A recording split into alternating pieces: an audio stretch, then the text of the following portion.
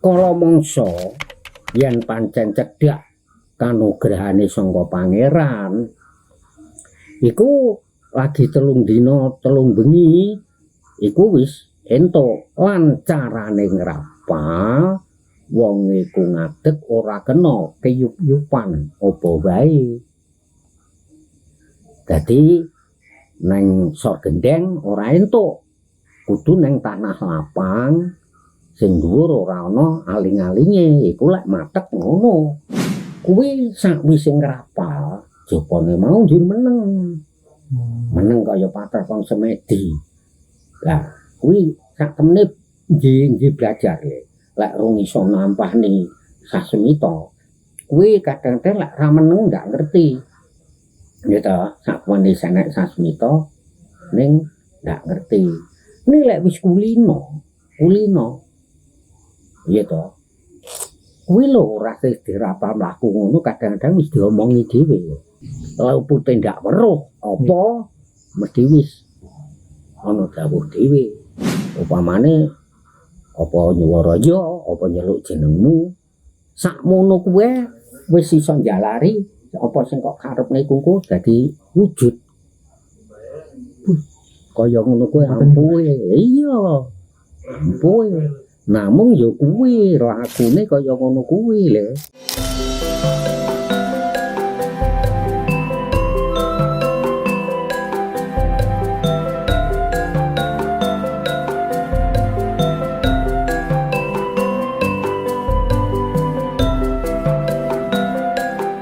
Napa wonten Wadi? Ya, Tirakat ingkang ampuh damel panyuwunan nih Wadi. oh, ana wae le. Ana wae. Lah dasare apa? Dasare ya tetep tata cara budayane leluhure dhewe biyen. Yaiku diarani nyuwun siing Sang Sukma Jati. Nggih. Lah sumbere ya tetep marang pangeran. Lah iku lek rapale mengkene le. Ati yang ngucap rahayu, rahayu, rahayu sagung dumadi. Nggih. Ya nah, lek wis ngono terus iku ya to dibarengi lengkrapal jopone iku dibarengi nalika tirakat ya. Nggih. Jadi dibarengne. Lah ucape ngene rapale. Yang moho gesang, yang moho gesang, yang moho gesang kaping 3 kang mapan ana batinku kang sejati. Arane Sang Sukma kirim ya Sang Sukma sejati. Ya ta? Nggih. Aku njaluk wastita paningalku mandi pangucapku ketekan karepku. Kuwi rapale, ya ta? Nggih. Lah tirakate kuwi ora kena turu awan bengi mangan sakwareke oleh adu sakarepe oleh ya dolan oleh nanging yaiku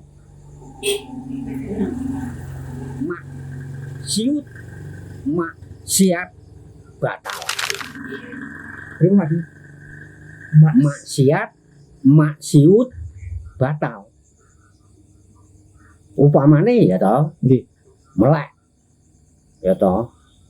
Entuk sedina sewengi. Terus iku diteruske to, nggih. Tur nang kono kok maksiut. Iki wis ndak enek gunane le sing sedina sewengi. Batal. Piye? Mangkane sing jeneng wong tirakat iku pancen ora ana entenge. Nggih. Enteng lan abot iku gumantung kang duwe perlu. lek sing duwe perlu utawa sing duwe tujuan iku tekad wani ya enteng ning yen ora aja meneh kok sampai melek pirang-pirang dina pirang-pirang bengi kadang-kadang lagi bar jam 09.00 wis blak-blek ngono lah iku ngene lho apa to kok iku ora kena turu awan bengi le terus tiga pinten yo kuwi pun ndak kena sak temene ndak kena diwatesi semono le ora kudu winatesaning wektu watese yen iki engko wis antuk wahyu nggih tegese apa sing dikarepke eto apa iku antuk dawuh apa iku weruh apa ya lah iku baru wates nanging ya ta nanging kala mangsa yen pancen cedhak kanugrahane sangka pangeran iku lagi 3 dina 3 bengi iku wis entuk lan carane ngrapal wong iku ngadeg ora kena keyup-yupan apa wae dadi nang sok gendeng ora entuk kudu nang tanah lapang sing dhuwur ora ana aling-alinge iku lek matek ngono ning paling ora cara ngibarate ngono carane matek paling ora ya nek wis entuk letirakat iku 2 dina 2 bengi sing jaba teng ngajeng niku awake iya ya japane iku sing nyebut asmane Sang Sukma Jati iku mau ngono nggih lah yen iku durung ana ya iso 3 dina 3 bengi lah iku nang kono mau si kanugrahan iku yaiku iso wujud sasmita dawuh utawa weruh ngono iku dadi nah iku le apa sing diarani tirakat ngono mau ya to upamane kok dhewe ndak penak oleh dolan golek kanca ning yo aja sampe maksiut ngopi los tadi oleh nonton apa wae oleh mangan sawarke ming aja turu kalih maksiat nggih Wade heeh pokoke maksiut ngono wis batal wisan ngono iku lah mulane diarani jeneng wong tirakat ya iku mau le abot enteng iku gumantung ana ketekatan lek pancen tekad ya enteng wae kepenak wae ngono iku ya wis pokoke sing nang kono kuwi bentuk apa wae sing dinyangi waton ya kuwi piye ampreh aku ki ndak keturon ngono iku entuk ae ngono mulane yaiku maksiat aja meneh kok ngenyangi ucap wae ndak oleh ucap maksiat ningali maksiat oh iso ora kena wong aja meneh kok ndelok barang sing wujud gambar wae ndak kena nggih ngono kuwi dadi sing nang kono kuwi supaya pikir kuwi tetep manteng lah kala mangsa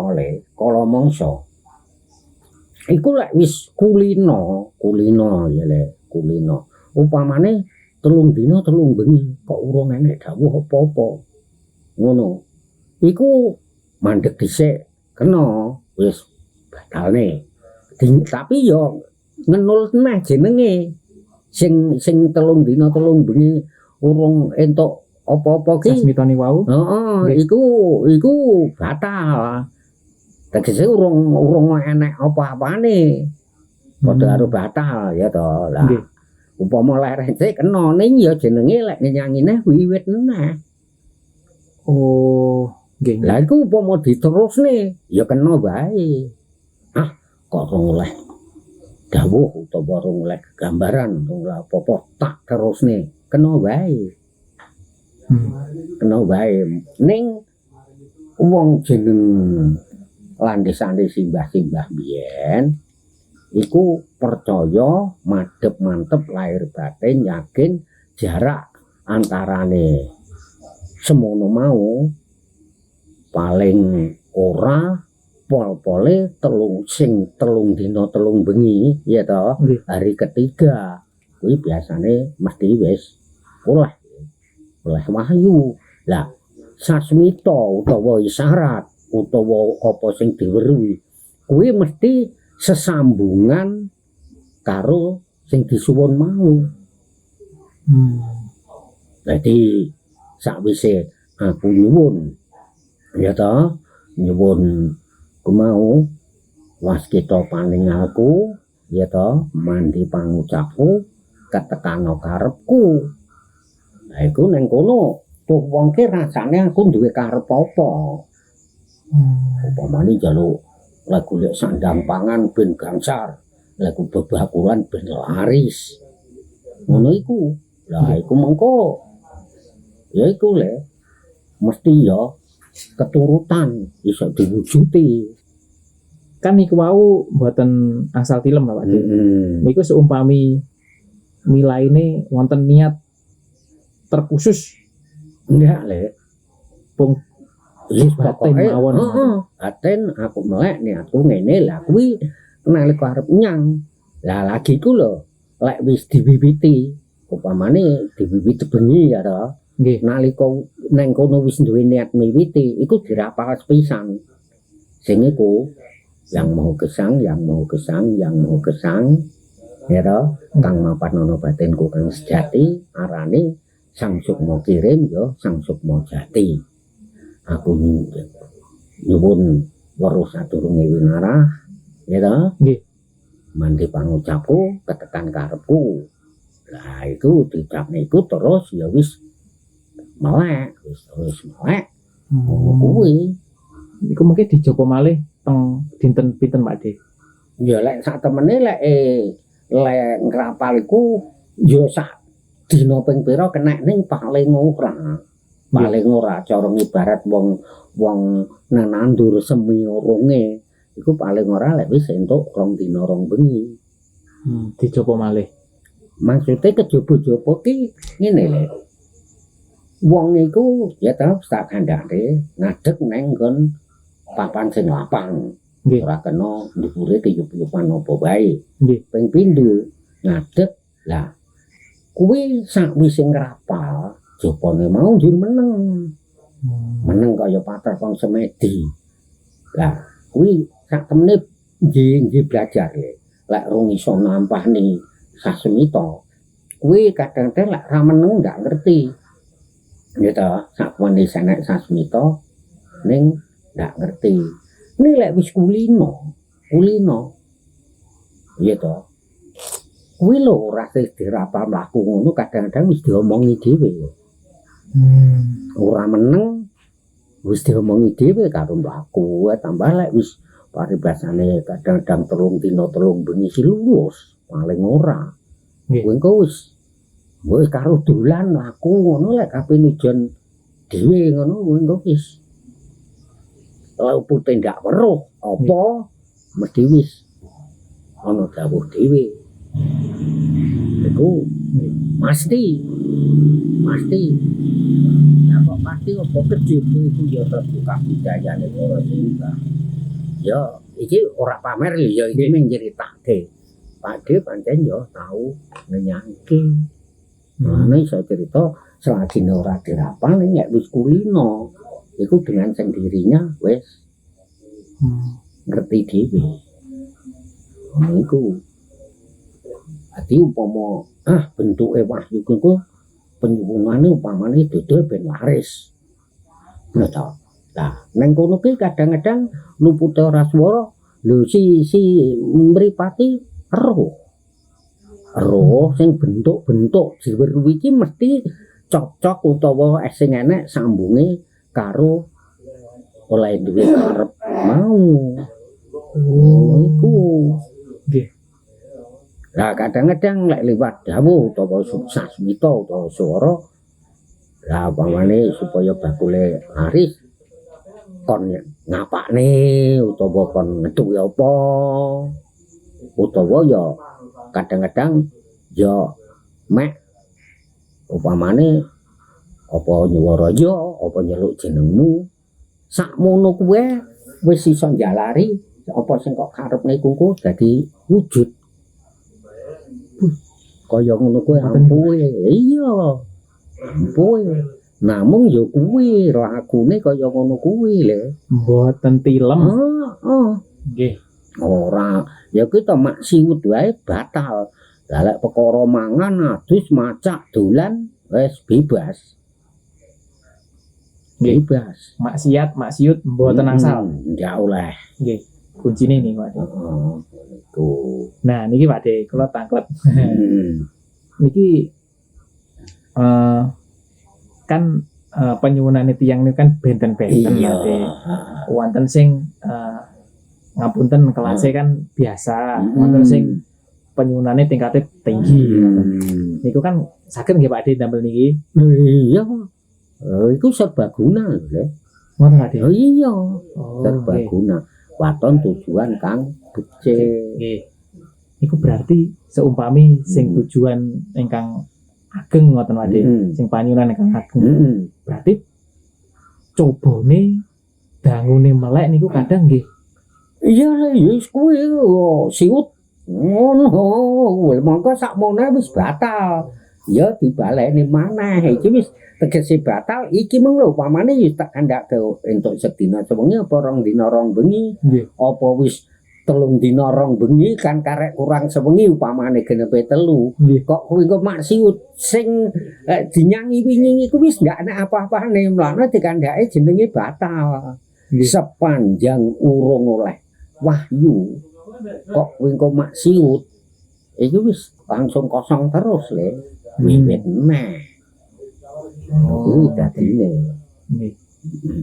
Nah, niki sing betahaken jodoh monggo saged niki. oh iya bahkan niku lek diparengke iso spontanitas le saiki dinyangi lek manjan kanugrahane pangeran kuwi cepet teko Nggih. sesuk-suk ben wis oleh petung Beuh, kaya ngono ngampuhe dagang nggih angsak nggih saged. lho pokoke wis serbaguna lho lah iki ilmu iki serbaguna Ngapunten Pak De, pengasihan saged Pak De. ha wis pokoke wong jenenge karek nilai nyuwun no. Mergo iki lho kuncine njaluk nyuwun weruh sadurunge winarah ya to Nggih.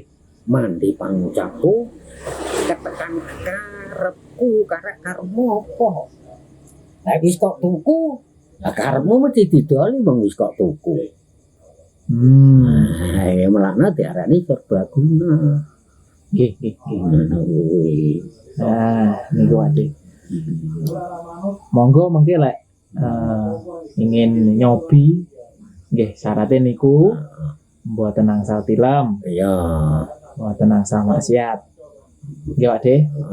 ndak kena maksiut Maksiat. Mboten lah angsal. kuwi tanpa selamatan tanpa riayan tanpa apa-apa Berarti niki termasuk simple.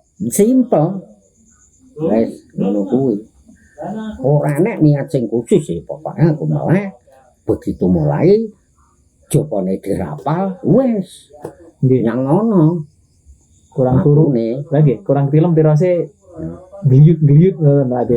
ya mesti ae ya mangkane jeneng wong tirakat iku wis mesti ae apa meneh wiwit to biyen ya ngono masih para luhur para sepuh lek lagi ngono wis sempoyongan tapi krana eling karo penyuwunane ya tetep dipertahankan kudu kuat sampai entuk wahyu Nggih.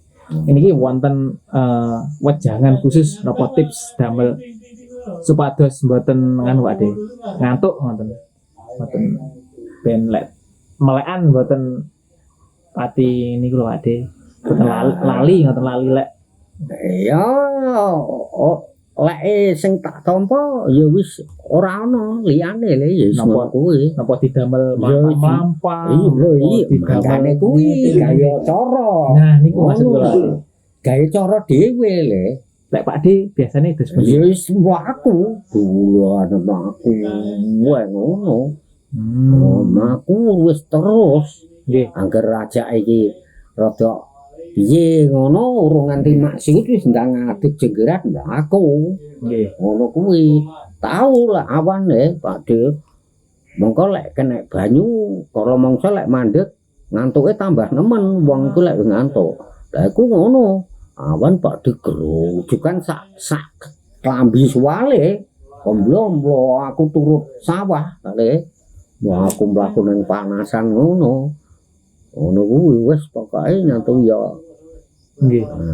Soale ngeten Pak D kan kadang lek bar siram ngoten Pak D. Terus maem kadang ngantuk. Lho, mangkane Wah, kuwi mulane terus Pak D carane mlaku.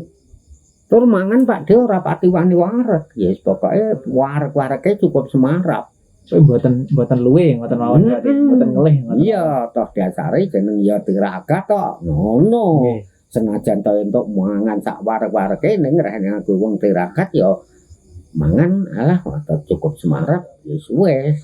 Nggih. Ngombene wis ora dadak nika sembarang oleh. Apa sing dimam oleh ya. Nggih. Tegese ngoten ya Pak D, wonten tambahan malih. Ya wis iku le ngono iku mau. Oke lek rencang-rencang niki pengen napa Pak D nyobi, monggo dicobi. Nggih niki mboten damel sajen-sajen mboten Wis damel. ora. Pun dadose pun simpel mawon dicobi monggo. Niku wau niate napa niate. Jopone nggih sampun wonten, monggo mungkin di praktek kemawon, mungkin lek sing wonten sing sampun berhasil monggo komen mawon ya Pak D. Iya. Pak D kula pun berhasil. Iya. Alhamdulillah nggih. Terus ngoten wau iki napa dasare budaya nggih Pak D. Iya. Dan Pak D sampun lakon Nah, lampahi. diarani kok dasar budaya ki apa to? Dadi ning kono kuwi iki biyen-biyen manjen ya wis nate di lakoni. Nggih. Terus ngoten mau iki sing dereng subscribe monggo di-subscribe rin nggih Pak D. Sing remen ngalih video-video ngeten iki tirakat-tirakat ilmu Jawa monggo di like dibagikan video niki supados niki Pak D ben raket sedulure tambah kathah. Lho iya, Nggih. iya nak. Heeh. Iya. Niki mboten pengin pados musuh niki. Ora. Pados sedulur ingkang kathah nggih Pak D. Lah nggih. Sing ngoten wau. Niki matur suwun Pak D. Yes, padha-padha nak. Ilmu baru. Nggih, matur Iya. suwun. Niki saged pinanggih malih Pak D. Iya, iya nak. Video selajengipun. Iya. Rahayu, rahayu, rahayu sagung dumadi. Rahayu, rahayu, rahayu sagung dumadi.